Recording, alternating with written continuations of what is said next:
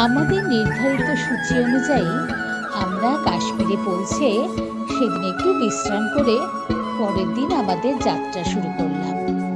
সকাল থেকে শুরু হলো যাত্রা। প্রথমে জগৎগুরু শঙ্করাচার্যের মন্দির। বৌদ্ধরা এই মন্দিরটিকে পাঁচপাহাড় নামেও ডাকে। মন্দিরটি শ্রীনগর শহরের কাছে সমতল থেকে প্রায় 1000 ফুট উঁচুতে অবস্থিত। 200 খ্রিস্টপূর্বাব্দে এই মন্দির নির্মিত হয়েছিল।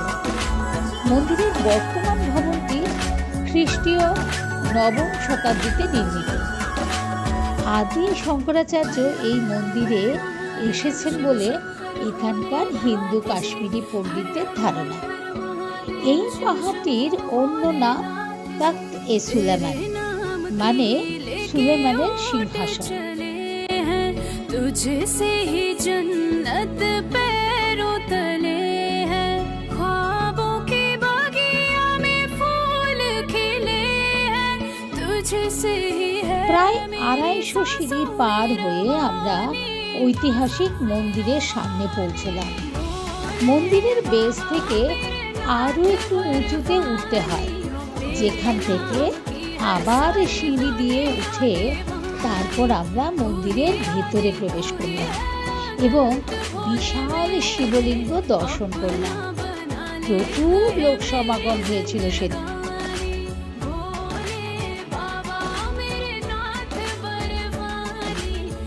ঠিক তার নিচে জগৎগুরু শঙ্করাচার্যের বিভিন্ন মূর্তি ও ছবি রয়েছে। অপূর্ব সেই সব ছবি। মন্দিরে প্রবেশের সময় কিন্তু আমাদের সিআরপিএফের ঘেরা তোপের মধ্যে দিয়ে প্রবেশ করতে হয়েছিল। মন্দির দর্শন শেষে নিচে নেমে দেখি শিখদের লঙ্গরখানা। সেখান থেকে প্রসাদ নিয়ে আমরা চললাম পরবর্তী দর্শনীয় স্থান টিউলিপ গার্ডেন, যাকে Indira Gandhi Memorial tulip garden নামে এখন বলা হয়, আর যার পূর্ব নাম ছিল সিরাজ গার্ডেন।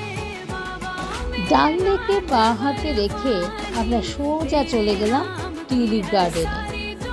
পরবর্তী ভিডিওতে থাকবে ডাল লেককে নিয়ে আমাদের সেই বেড়াবার সমস্ত ভিডিও।